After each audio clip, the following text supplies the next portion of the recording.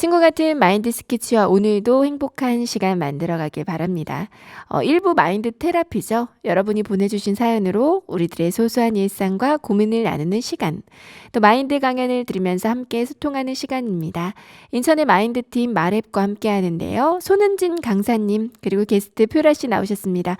안녕하세요. 네, 안녕하세요. 네, 어서 오세요. 네. 오늘은 실패에 대한 이야기를 잠깐 하고 싶어요. 네. 두 분은 이제 크게 기억에 남는 실패 경험 있으신가요? 유라 씨? 뭐 항상 실패하는데 그쵸?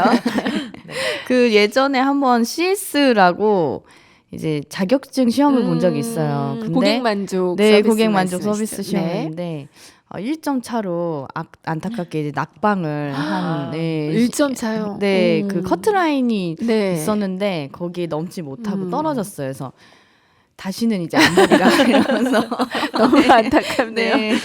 근데 우리가 살면서 크고 작은 실패는 늘 따라다니잖아요. 그런데 이 실패를 어떻게 받아들이냐가 참 중요한 것 같아요. 맞아요. 그렇죠? 네, 네. 맞아요. 네. 음, 실패가 인생의 터닝 포인트가 되어서 성공한 사람들도 많이 있죠. 그렇죠. 네, 우리가 잘 알고 있는 정주영 회장님이라든지 운동선수 같은 경우도 엄청난 실패를 한 결과 최고의 자리에 이를 수 있게 되었습니다. 그런데 요즘은 이 실패를 받아들이는 마음이 너무나 약해져 있는 것 같아요. 제가 이제 초등학교에 교육을 나가보면 아이들이 사소한 것의 실패를 굉장히 크게 여기고 좌절하고 아예 포기를 해버리더라고요. 네, 3학년인데 벌써 난 수포자야 하고 수학을 아예 포기해버린 친구들도 봤어요. 수포자가 뭔가요? 그 수학 포기자에 아, 말하는 것 수학 같은데. 포기자. 네. 3학년 때요? 네, 초등학교 네. 3학년인데. 너무 어리다. 네. 네. 3학년 때 네. 포기하면 앞으로의 수업은 어떻게 되는 그쵸. 거예요? 네, 안타깝죠. 네, 그쵸. 이처럼 실패를 받아들이는 자세가 참 중요한데요. 특히 어른들이 어린 아이들에게 조금만 마음의 용기를 더해주고 다시 시도해 볼 수 있도록 관심을 가져주면 아이들은 절망하는 것이 아니라 다시 희망을 가질 수 있게 됩니다. 네, 아이들도 어른들도 이 실패는 반가워하지 않을 것 그쵸. 같아요. 네. 그런데 크고 작은 실패가 지금의 우리의 인생을 만드는 것이라면 오늘의 실패에 대해서 다시 한번 생각해보는 시간을 가지면 좋을 것 같다는 생각이 네. 듭니다. 네, 그럼 오늘도 사연 읽고 마인드 스케치 시작해보겠습니다.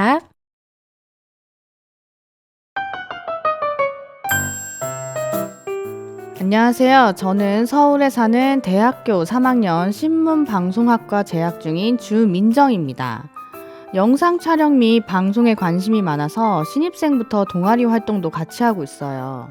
매주 세미나와 컨퍼런스를 통해 다양한 정보도 배우고 선후배들과 다양한 경험도 쌓으며 아침 일찍 시작되어 밤늦게 집에 들어오는 빡빡한 일정이지만 보람있는 시간을 보내고 있습니다. 그리고 해마다 11월 말에 개최되는 광고제에 출전하며 의미있고 참신한 광고 작품을 만들기 위해 아이디어 회의나 공부도 많이 해왔습니다. 광고제 준비를 통해 대기업이나 유명 광고 회사들의 광고들과 경쟁하면서 많이 배우고 성장하는 것을 느낍니다. 밤새 관련 자료와 서적을 찾아보고 회의하고 작업하며 학과 수업으로 배울 수 없는 실무 경험 등을 쌓을 수 있으니까요. 그런데 취업 준비와 졸업을 앞두고 동아리를 이끌던 주요 선배들이 빠진 상황에서 3학년이 주축이 되어 준비하는데 시간이 가까이 올수록 부담스러운 마음이 커집니다. 해마다 해오던 행사지만 이번에는 좀 더 작품성도 높이고 의미 있는 광고를 만들자고 시작했는데 다들 바쁘게 지내다 보니 시간을 맞추고 모이는 것도 힘들고요. 짧은 시간 동안 아이디어 회의를 하고 일을 추진하려니 어려움도 많아요. 계속 이번에는 안 되겠다는 생각이 자꾸 듭니다. 매년 해오던 행사라서 안 하면 안 될 것 같고 그냥 하자니 이제껏 해온 것보다 못할 것 같아서 갈수록 부담이 커지네요. 동료나 후배들도 저랑 같은 마음인 것 같아요. 이대로 포기해야 할까요?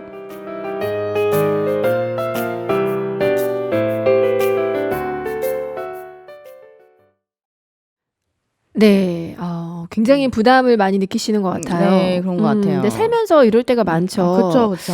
근데 이럴 때 이렇게 부담이 밀려오면 다 포기하고 싶어지는데 근데 모두가 네네. 또 그렇지는 않죠. 네, 그렇죠. 음, 네, 저도 이제 의욕이 처음에는 넘쳤다가 네. 이제 시간이 지날수록 이제 부담이 커지는 거예요. 이제 가까이 다가오니까요. 그러니까 막 네. 이제 실패했던 경험이 좀 많거든요. 네, 네. 누군가는 부담이라는 건 인생의 친구라고 말하는 분도 계셨는데요. 근데 지금까지 준비한 게 아깝지 않도록 포기하지 마시고 오늘 마인드 스케치 강연 들으시면서 용기 내셨으면 좋겠습니다. 네. 네, 강사님.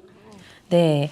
지난주에는 서번트 리더십이라는 주제로 조직원들을 도와주며 지지해주고 함께 나아가는 리더에 대해 이야기해봤죠. 이러한 리더십을 바탕으로 이번 주에는 그 조직을 발전시키고 효과적으로 운영할 수 있는 경영 시스템에 대해 이야기 나눠보려고 해요. 네. 네. 경영 시스템까지 나왔습니다. 네. 빠르게 변화하는 요즘 시간에 쫓기며 끊임없는 도전을 해야 하는 우리 모두에게 필요한 실행하며 배우는 애자일이라는 주제로 이야기 나눠볼게요. 에자일이요. 네. 기존에 저희는 배우고 나서 계획을 잡고 실행한다 이렇게 배웠거든요. 뭔가 에자일은 다른 시스템인 것 같네요. 네. 프로젝트를 기획하고 운영하는데 기존의 틀을 깨고 짧은 시간 적은 인원으로 좀 더 빠른 효과를 낼 수 있는 애자일 시스템인데요. 크고 작은 단체를 운영하고 계시는 리더나 사업체를 운영하시는 CEO뿐 아니라 여러분 모두 새로운 계획이나 목표를 세우고 이를 실천해 나갈 때 이 애자일 시스템을 활용하시면 큰 도움이 되리라 생각이 듭니다. 기대되네요. 네. 궁금합니다. 네. 네, 19세기 말 국가적 위신과 이익이 걸려 전 세계 주요 국가가 관심을 갖고 도전하던 프로젝트가 있었어요. 혹시 뭐였는지 아시나요? 19세기 말이요. 19세기 말? 네. 그건 통신인가요? 뭐 약간 그때 좀 유행했던 것 같은데. 네. 모르겠습니다. 나도 모르겠어요. 네. 바로 비행기를 개발하는 프로젝트였어요. 비행기가 없던 시절 하늘을 난다는 것이 참 꿈처럼 느껴졌을 것 같아요. 네. 네. 네, 배를 통해 바다를 건너고 신대륙을 발견한 것도 인류 발전의 큰 도약이었지만 비행기를 통해 하늘을 날 수 있다는 것, 그 매력은 너무나 컸겠죠. 그렇죠. 인간의 기술적 진보와 그 나라의 기술적 우위를 보여주는 대단한 업적이 되었으니까요. 다른 걸 떠나 비행기의 개발이 주는 군사적인 이점 또한 너무나 컸습니다. 공격력을 갖춘 미사일까지는 아니더라도 하늘에서 위험 국가를 정찰만 할 수 있다고 해도 그 이점은 너무나 컸기 때문이죠. 굉장한 차이가 그쵸. 나는 거죠. 비행기의 필요가 무기로 이제 시작했네요. 네.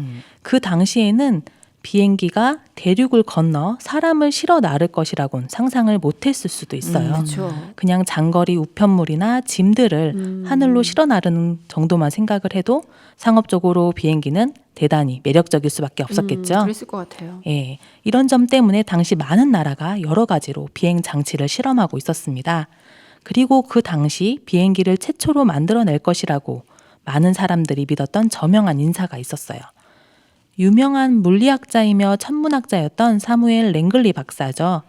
하버드를 비롯한 여러 대학 물리학 천문학 교수였고 워싱턴 스미스소니언 협회 회장이기도 했으며 그 당시 천문학에 관한 인기 있는 대중과학서적을 써서 인지도도 높았을 뿐 아니라 노벨상 이전에 가장 저명한 과학상도 받은 사람이었어요. 좀 대단한 사람이었네요. 네. 네. 실제로 그는 1896년에 최초로 무인 동력기를 성공시키기도 했습니다. 이러한 영향력으로 당시로서는 천문학적인 5만 달러를 미국 정부로부터 지원을 받고 있었어요. 그리고 미국 스미스소니언 협회에서도 2만 달러를 지원받기도 했습니다. 누가 봐도 이 사람이 비행기를 만들어내는 것이 자명해 보였죠. 비행기 개발에 필요한 모든 재정적, 기술적 자원을 갖고 있었으니까요. 하지만 최초로 비행기를 만든 사람은 누구죠? 이 사람은 아니었죠. 네. 저 라이트 형제 네. 아닌가요? 네, 맞습니다. 네. 우리 모두가 알고 있듯이 라이트 형제입니다. 랭글리 박사를 기억하는 사람은 거의 없어요. 라이트 형제만 알려져 있지만 사실 라이트가의 5남매가 직간접적으로 비행기 제작에 기여를 했다고 해요. 랭글리 박사처럼 예산을 지원받을 수 없었던 이들은 비행기 제작에 돈을 대느라 다른 두 형제는 자전거 가게와 장난감 가게를 운영하고요. 유일한 여자 형제는 교사로 일을 하며 자원을 댔습니다. 이들은 미국 정부와 저명한 학술단체의 지원도 받지 못했고 박사학위는커녕 대학 교육도 받지 못했던 사람들입니다. 이들이 정부의 전폭적인 지원을 받은 랭글리 박사보다도 먼저 비행기를 개발한 비결은 무엇이었을까요? 글쎄요, 진짜 궁금한데 네. 뭐 밤새워서 공부하고 뒤처지지 않으려고 막 그랬던 거 아닐까요? 저는 이제 기억이 나는 게 계속 막 실패해도 계속 아. 실행하고 계속 실행했던 어. 그 영상을 봤던 기억이 있어요. 네. 그렇구나. 네, 맞습니다. 이들은 무리하지 않고 한 번 시도할 때마다 모형 비행기를 5개씩 가지고 원덕에 올라갔다고 해요. 한두 번에 성공할 걸 기대하지 않았다는 거죠. 아. 네. 반면 랭글리 박사는 정부로부터 큰 돈을 지원받았고 국민적인 관심이 크다 보니까 어설프게 보일 수 없었습니다. 하나를 완벽히 한 뒤에 그 다음 단계로 나아가려 했죠. 그런데 처음 해보는 일에 완벽한 계획이 가능할까요? 아닐 것 같아요. 네. 그래서 결국엔 여러 번 작은 시도를 한 라이트 형제가 성공할 수 있었던 거죠. 이렇게 부담 없는 작은 시도를 지속적으로 해보고 그걸 통해서 빨리 피드백을 받고 더 나은 결과를 추구하는 것을 애자일이라고 합니다. 네, 애자일이란 단어는 날렵한, 민첩한이란 뜻을 가지고 있는 형용사죠. 즉 정해진 계획만 따르기보다 개발 주기 혹은 소프트웨어 개발 환경에 따라 유연하게 대처하는 방식을 뜻해요. 네. 그렇군요. 네. 애자일 개방 방식은 2000년대 초에 대두가 됐습니다. 1990년대에는 주로 많은 인원의 개발자가 오랜 기간 동안 소프트웨어를 개발하곤 했어요. 예를 들어 항공기 제어 시스템을 개발하기 위해선 여러 회사나 기관에 있는 사람들이 모였고 10년 이상 그 개발에 투자를 했습니다. 철저히 계획을 세우고 해당 계획을 구체적으로 명시한 방대한 문서 작업도 뒤따랐죠. 멀리 떨어져 있는 사람이 오랜 기간 동안 함께 개발 작업을 하려면 언제 어디서나 일관된 기준을 볼 수 있어야 했기 때문이죠. 이 같은 과거 개발 방식은 대형 소프트웨어 개발 프로젝트엔 적합할지 몰라도 소규모 프로젝트에는 오히려 개발을 더디게 만드는 걸림돌로 작용을 했습니다. 그렇겠네요. 그래서 4차 산업혁명 시대에 급변하고 있는 요즘엔 변화에 민감한 기업들은 애자일 프로그램을 도입해서 경쟁력도 높이고 성공을 하고 있어요. 네. 애자일 경영 방식이 화두로 떠오르는 이유는 언제 어떻게 변화할지 모르는 업계 트렌드나 경제 흐름, 또 정치적 이슈 등 불확실한 미래에 발빠르게 대응할 수 있는 전략이 필요하기 때문인데요. 구글이나 마이크로소프트사, 애플 등 굴지의 글로벌 기업에서는 이미 애자일 문화를 도입해 사용하고 있죠. 우리가 잘 아는 인터넷 익스플로러도 역시 애자일 경영 방식을 통해 탄생되었다는 사실 알고 계시나요? 전혀 몰랐습니다. 그래요. 네. 마이크로소프트사에서 개발한 웹 브라우저인 인터넷 익스플로러는 1990년대 당시 트렌드 변화를 빠르게 인지한 마이크로소프트사가 새로운 시스템을 구축해서 개발이 되었습니다.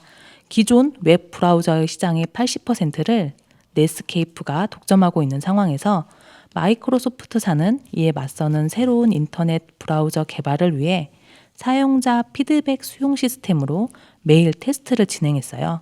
사용자의 요구사항을 지속적으로 반영하는 애자일 방식을 채택한 것이죠. 수요에 따른 재빠른 판단과 반복적인 테스트를 거쳐 새로운 프로세스를 입힌 마이크로소프트사의 인터넷 브라우저는 불과 3년 만에 그 시장을 장악하게 되었습니다. 완벽한 계획 하나가 아닌 여러 번의 테스트한 결과이군요. 네, 그렇군요. 네. 네, 오늘 사연 주신 민정 씨의 대학 동아리나 또 지난주 사연 주셨던 미애 씨의 민간단체와 같이 자본력과 인력이 부족한 소규모 단체 조직이나 소기업들은 모든 것이 완벽히 갖춰졌을 때 일을 진행하려고 하다 보면 그 시작이 점점 더 미뤄지는 결과를 초래합니다. 네. 결국 하나도 시도해보지 못하고 직원들은 지치고 결국 실패하게 될 거예요. 애자일을 통해 작지만 의미 있는 도전을 먼저 한번 시작해 보세요.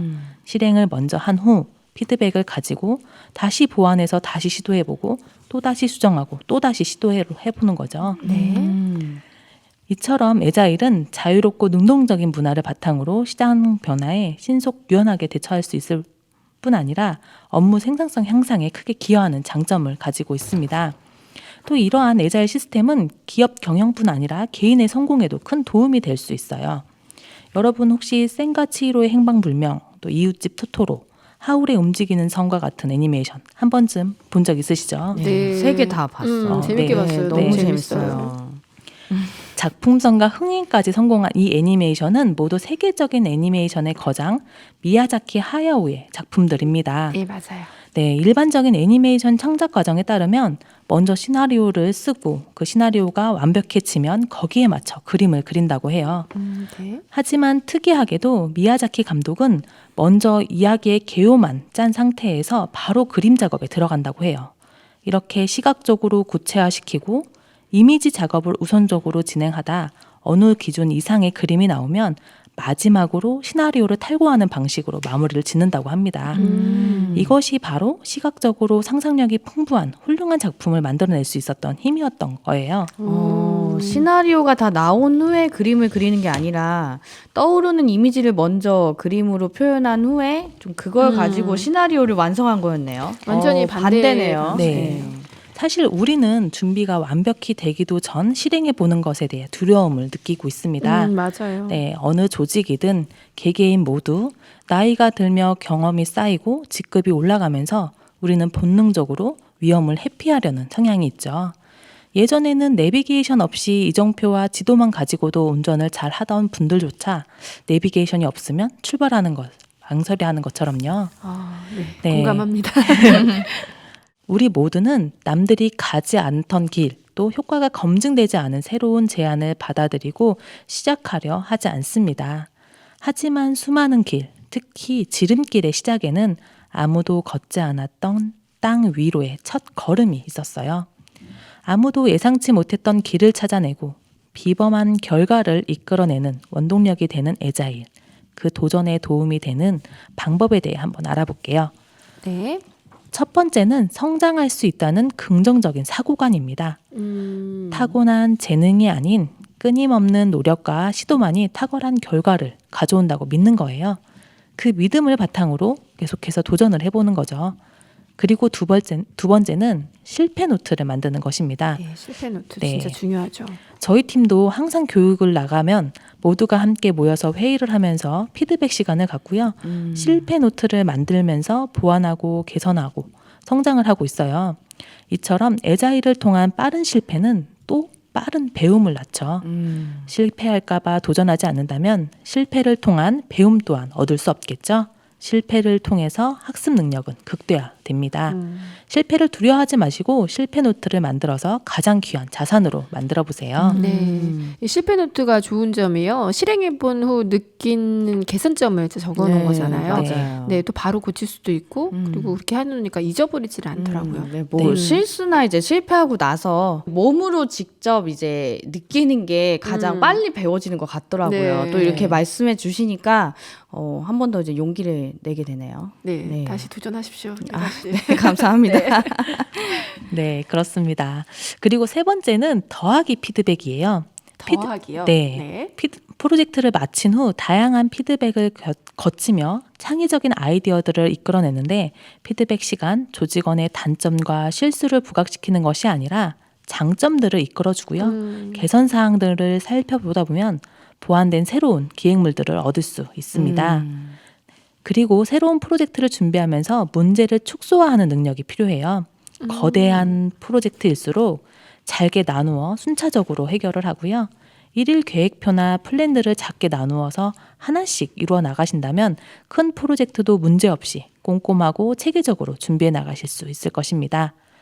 그리고 무엇보다 필요한 것은 배우는 자세죠. 열린 마음으로 많은 사람들을 만나 다양한 통찰력을 얻을 수 있도록 다수로부터 조금씩 배우는 자세를 갖는 거예요. 그리고 소수로부터 많이 배우는 자세 또한 필요합니다. 위대한 혁신은 소수의 적극적 사용자에 의해서 시작되기 때문이죠. 빠르게 발전하고 있는 산업시장에서 얼리어답터들의 식견을 통해 대중들의 반응과 피드백을 보완한 전자제품들의 성공에서도 알 수 있듯이 관련 분야의 전문가나 멘토들의 의견을 많이 배운다면 더 큰 성장을 하실 수 있으리라 생각이 돼요. 그렇군요. 네, 그리고 무엇보다 중요한 것은 작은 승리를 축적하며 얻는 노하우입니다. 작은 승리는 완벽하게 실행된 결과의 압축이라고 할 수 있어요. 작은 승리 하나하나가 모여 큰 프로젝트의 성공 비결이 될 수 있으니까요. 애자일 시스템을 통해 모든 것이 완벽하게 갖춰진 후 준비한 후 실행하는 것이 아니라 바로바로 실행해보고 보완하면서 실패를 통해 얻는 작은 승리들을 쌓아 나가시길 바랍니다.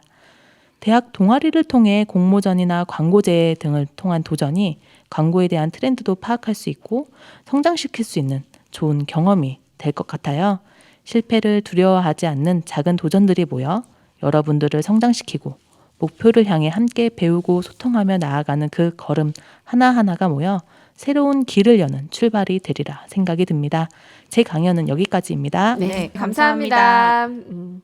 네, 영상으로 애자일에 대한 영상을 봤었는데요. 오늘 이렇게 강연을 들으니까 정확하게 애자일이 무엇을 뜻하는지 좀 네, 자세히 그렇군요. 이해가 됩니다. 저는 처음 들어가지고. 아, 그러시구나. 네. 네, 이렇게 부담 없는 작은 시도를 계속적으로 지속을 한다면 네, 너무나 큰 성공적인 성과를 낼 수 있을 것 같아요. 네네. 오늘 사연 주신 주민정 씨. 네. 오늘 사연 주신 주민정 씨도 뭔가를 이제 부담 속에서 뭔가를 큰 걸 만들어야겠다 이런 생각에 굉장히 이제 눌려 있으신 것 같은데 오늘 사연 들으시고 작은 도전들을 계속 하시면서 또 네네. 거기서 얻는 작은 승리감을 얻으신다면 굉장히 용기도 얻고 좋은 성과도 낼 수 있을 거란 생각이 듭니다. 네네. 유라 씨는 오늘 강연 어떻게 들으셨나요? 아, 네, 다 좋았는데요. 네. 특히 이제 제가 그 감동 깊게 봤던 애니메이션들이 정말 완벽하게 다 이루어져서 만들어진 걸로 네. 알고 있었는데 그때그때마다 이제 수정해서 막 상상력을 더했다고 이제 들으니까 아, 내 인생에도 좀 적용해 봐야겠다. 좀 네. 그런 생각이 들었고 항상 완벽한 거를 그때그때마다 피드백 받으면서 해야 되겠다는 좀 마음이 들었습니다. 네. 네. 오늘 많은 분들께도 도움되는 강연이었을 거란 생각을 합니다. 네, 아쉽지만 2달여 동안 함께한 오늘 손은진 강사님의 마지막 강연이었습니다. 아, 그렇군요. 네. 벌써 그렇게 네. 됐네요. 너무 네. 아쉬운데요. 네, 네. 강사님 다음에도 꼭 나와주시기 바랍니다. 네. 네, 인사 한마디 해주세요. 네, 저 또한 이제 8주, 9주 동안 했던 이 마인드 스케치가 애자일이었어요. 아, 네, 네. 맨날 부담스럽지만 그 부담을 조금씩 넣으면서 네. 작은 승리들이 이렇게 하나씩 쌓여갔다는 생각이 드는데요. 네. 너무나 값진 시간이었고 또 많이 배우는 시간이 되었습니다. 네. 다음에 또 오겠죠? 네, 다음에 또 오셔야죠. 다음에 또 네. 꼭 뵙겠습니다. 와주시기 네. 바랍니다. 그럼 두 분 오늘 나와주셔서 감사합니다. 네, 감사합니다. 감사합니다.